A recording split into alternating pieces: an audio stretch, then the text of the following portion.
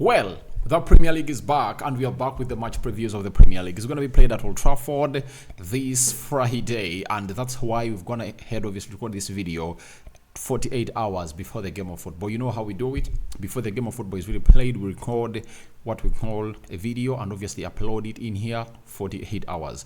United is going to be entertaining Fulham at Old Trafford, and all is really going to be in the opening up of the Premier League, and Manchester United is really going to be doing the due diligence to obviously commence the start of the season in a very huge year altogether. We all know to it that no team is going to hit to win its opening games in the Premier League than Manchester United. Out of the 30 games that Manchester United has going to hit to start or open up, they've going to hit to win 22, meaning that our winning rate is at like 92%, and that shows you that no team matches our record of really opening up to face other teams into the Premier League. We thank God for the gift of life, the Muslims, Barakallahu fikum, and may the living to God, and Allah bless you abundantly. This is Rokan David. As we are into the transfers, we also have to obviously come in through and obviously do the match preview, because you people need these previews hugely, and you want to see how Rokan comes in through to obviously take you through the best of the best. Now, Manchester United, the last time we played Fulham at Old Trafford, we lost by 2-1.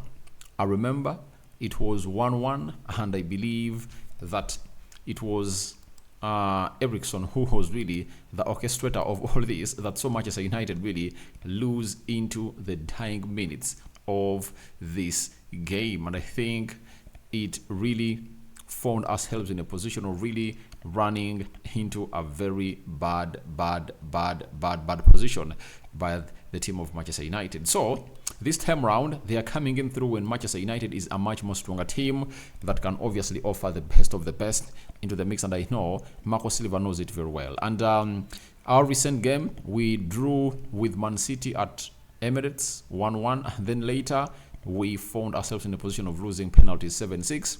And for Fulham, I think the last game they played, they drew 2-2, and they're really getting ready for the team of Manchester United into the mix. They've gonna hit to reinforce. They've gonna hit to get in Emily Smith-Rowe into the mix, and they're really willing to obviously add on other players in there for you. For Manchester United, yesterday, Man United went ahead to announce the signing of two players from Bayern Munich, that is Mazraoui and Matthias de Ligt, all expected to take part into this encounter. Who are those players that are really absent for Manchester United? Lenny Yoro is out. Lindelof Victor is really doubtful. Luke Shaw is out. Terrell Malacia is out. Who else is out? Let me check here very well. Harry Maguire really is not at 100% fit, but the rest of the players are readily available, and the manager really has a wide scope of players to obviously choose on. So Ten Hag comes into this game of football and he wants to see to it that he will win this beautiful game of football. And let's get into the predicted starting 11 for the club of Manchester United. And here we come to bring you the best of what we think United is really going to be looking like. The system is a 4-2-3-1. You know that very well. That's the system that Erik ten Hag is accustomed to ever since he came in through at the club of Manchester United. And when we go into the starting 11, when you talk about the goalkeeping department, no doubt it's really going to be Andre Onana. You know, I don't believe that there is any other person who is obviously going to come in and obviously dislodge Andre Onana. It's really going to be Andre Onana into the mix to obviously be in between the stitches and see whether he really stops the likes of Moniz. Moniz is really a very deadly striker. From the beginning of the last half of the season, he went ahead to score, I think, 9 goals, and he's a Brazilian that replaced Mitrovic, and he's really a danger man, if at all you never knew. Then on the right back, I think it's going to be Diego Dallo. Playing his first game, competitive game, moreover, without a preseason, he looked a little bit nasty, but he looked a little bit rusty, but really anticipated that he'll obviously put in a very good goal this time round, and is going to be played as a right back for the club of Manchester United into this fixture that will see Manchester United take on Fulham. Left back, this is where it gets more interesting. Do we go Amaz or do we go Mazraoui? I believe with the speed at which United went ahead, obviously sign in a player known as Zirkzee. It's obviously gonna be him onto the left back of Manchester United. I know it's really gonna be his first time to play for Manchester United, but he's gonna be playing alongside Lisandro Martinez, a player that they've gone ahead to play together very well. They know themselves in and out, and I think it's not gonna look like this defense is really gonna be really new to one another. So that's why I believe Zirkzee is really gonna be played onto the left, and he's really fit. He has gone ahead to take part into very many games of the preseason of Bayern Munich, and he's really doing a very good job. On the right side of the central defense, we are having Harry Maguire, who is really doubtful. There is Evans, and there is and there is Matthias de Ligt. And if I'm Erik ten Hag, I have to send a message to Harry Maguire straight away that we don't want you here. You are not part of the plan, and I don't want you here. And how do you send a plan and how do you send a message to a player like that who believes that he cannot leave the club of Manchester United? I believe this is what you do. You obviously get in a player who has only trained with the club of Manchester United for 2 days. That is Matthias de Ligt, and you place him onto the right side of the central defense. That is Matthias de Ligt, and I believe de Ligt might make his debut against Fulham. That is, if all goes well as to plan. If at all he was going to really prove to Erik ten Hag that he's the guy that believes him. Why de Ligt? Erik ten Hag has hit these players down tools, and it's like they want him out, and he has to obviously build a spine of his players that believe in him. The likes of Harry Maguire are that English clique that this manager is really trying to weaken at the club of Manchester United, and he has obviously won the battle, but it is really a very huge war in there for you. You understand? So I believe that de Ligt will start on the right side of the central defense. On the left, it's obvious. It's really going to be Lisandro Martinez. Remember, in the game of Man City, I think for the first 60 minutes, he played as a left back and really looked bad. And I know why he looked bad. He really looked rusty because he hadn't gone ahead to feature in any game ever since they won the final of the Copa America on the 14th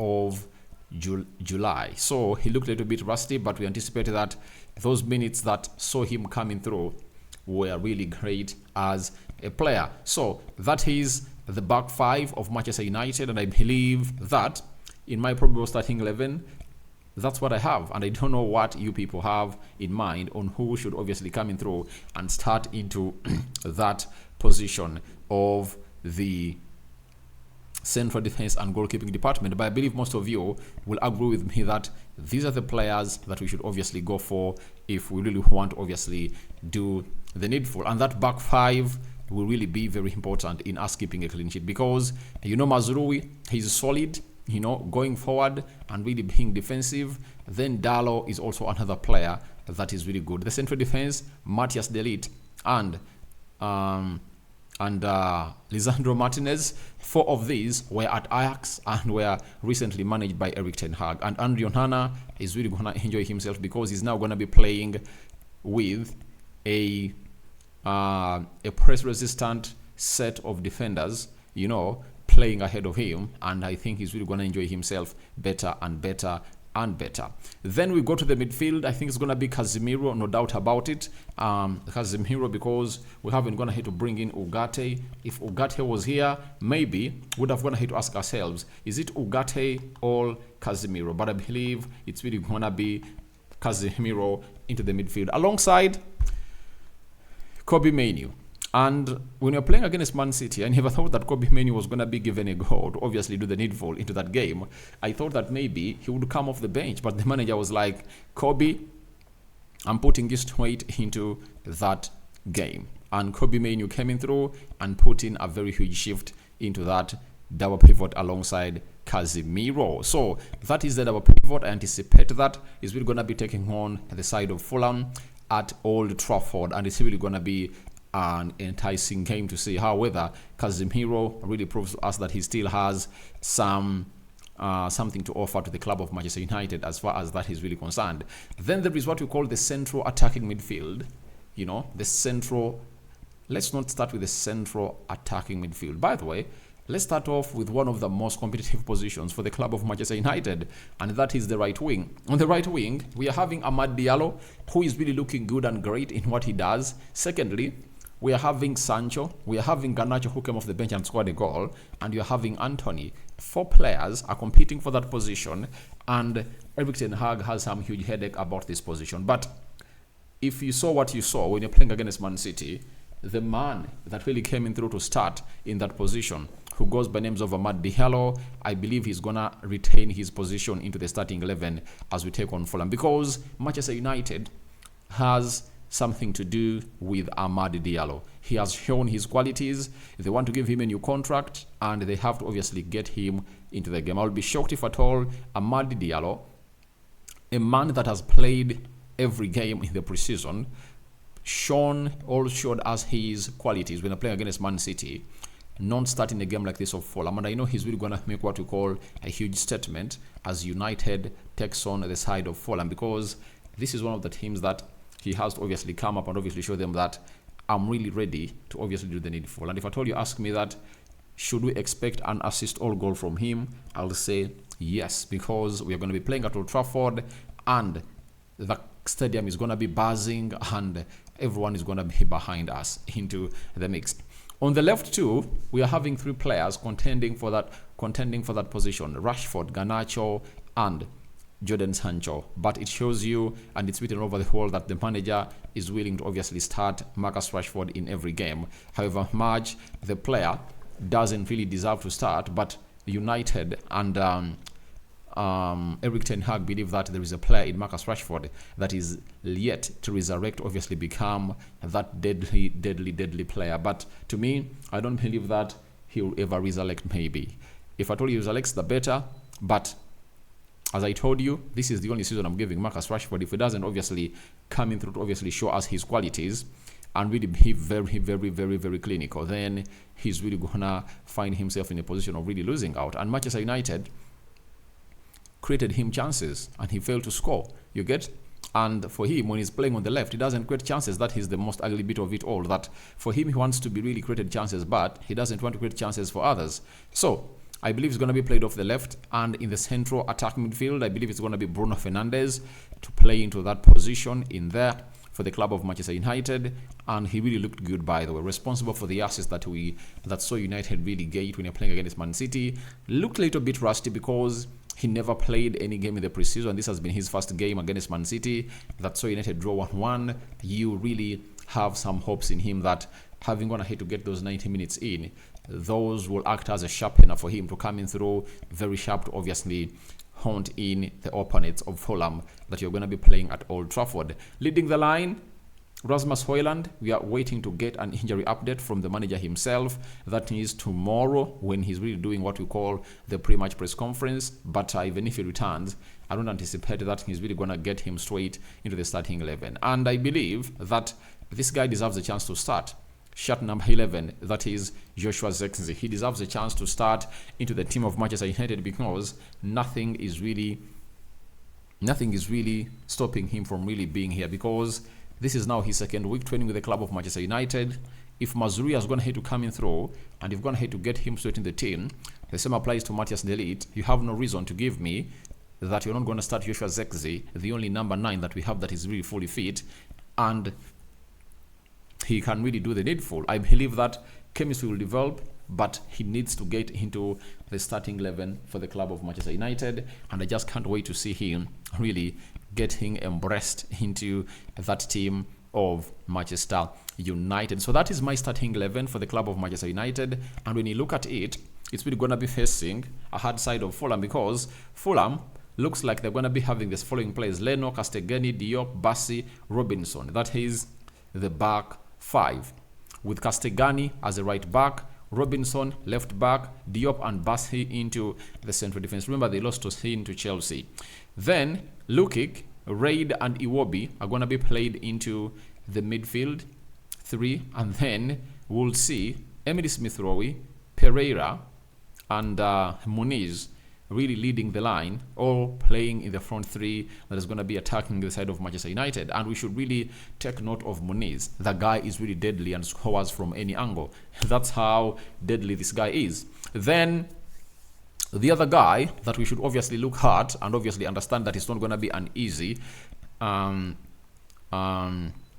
it's going to be an easy game. Emily Smith-Rowe and Andreas Pereira are really very, very, very, very good players, and they put in a very good shift. And even the manager himself, Marco Silva, don't underestimate him. He's really a very good manager. And however much is going to lose Paulinho, but I believe he can obviously come in through to really give us the best. But I know United is going to be the dominating side in that game, no doubt about that. We are going to be the dominating side. When you look at how we played Man City and how we really had control for that game, I think we are playing at Wembley and playing against the defending champions of the Premier League, and we looked like that. I'm really eager to see how we are going to be looking at playing against Fulham, because that means we are going to be having more possession, we are going to be creating more chances. Remember, Man City, we had how many shots?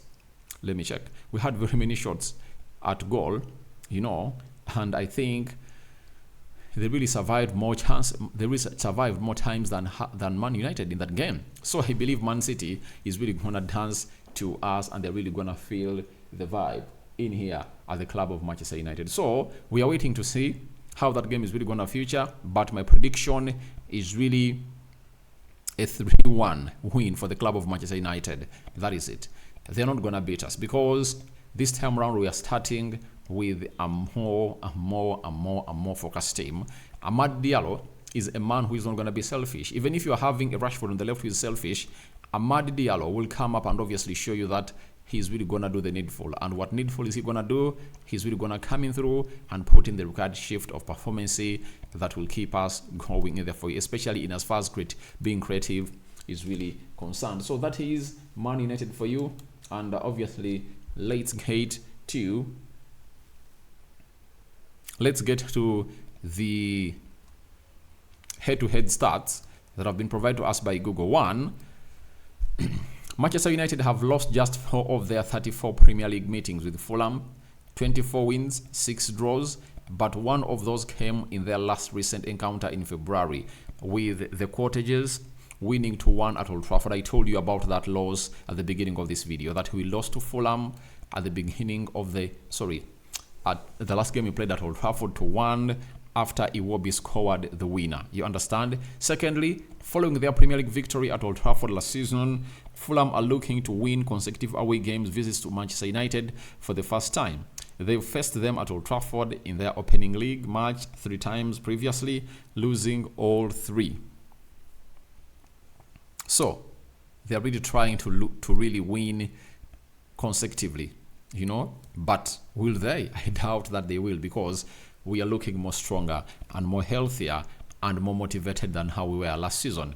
3 of the last 4 Premier League meetings between Manchester United and Fulham have been won by the away side, with each of these victories coming courtesy of the 90th minute winning goal. Manchester United twice and Fulham have gone ahead to win 1. By the way, last season you're playing at Fulham United really scored in the dying minutes, and it was Bruno Fernandes with that very beautiful goal that obviously saw him really win it for Manchester United late. And for Fulham, it was Iwobi who won it late. Second, lastly, this will be the 7th time in the last 8 seasons that the opening Premier League game of the campaign has been on Friday, with the only exception being 2020-2021. The last 7 opening games in the competition have seen a total of 25 goals, 3.6 per game, with the last 5 in a row all seeing one side win by at least a major margin of 2 goals. That's why I told you that my prediction is 3-1 in favor of Manchester United, and the clean sheet might also be kept. But all I understand is that Manchester United has really gone ahead to do the needful, and we can really score 3 goals. I know we can really score 3 or 4 past the side of Fulham. Why am I insisting on those goals? Because when you look at the players that are really going to be played off the bench, they are going to come in through when they're really very hungry to impress the manager. I know Garnacho might come off the bench, Mason Mount might, Scott McTominay might, Anthony Sancho might come off the bench to play part into that game. And I tell you, they'll come charged to put in the required shift altogether. You understand? So it's really very important to note that nothing is really gonna stop the side of Manchester United from winning this game. It's not a conclusive win, but I believe we are really gonna win it by 3-1 because we are gonna be having enough tools off the bench to come in through and kill off that game. Then lastly, for the 10th time in the last 11 seasons, Manchester United will begin their Premier League campaign with a home match, including now their last 8 seasons in a row. They are the first side in the Premier League history to start a season with a home game in 8 seasons.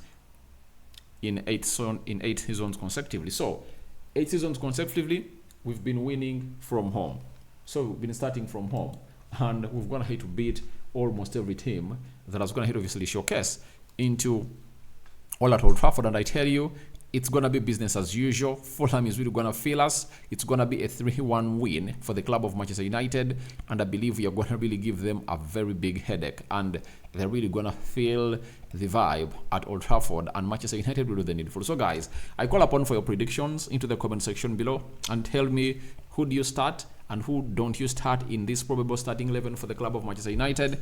And a lot is really going to be coming up to help you really reinforce your side. Rokan David is my name, and when you look at that probable starting 11, I've gone for Onana in goal, Dalot as the right back, Mazrui left back, right-sided centre back Matthias de Ligt, left-sided centre back Lisandro Martinez, then Casemiro and Kobe Mainoo in the double pivot, Ahmad right attacking midfielder, Bruno Fernandes central attacking midfielder, Rashford as the left attacking midfielder, and Joshua Zirkzee to lead the line. I call upon for your reactions into the comment section below. May the living to God bless you abundantly, and may the living to Allah bless you abundantly. I'm out. See you later. Ciao, ciao, my mates. I love you. Bye-bye.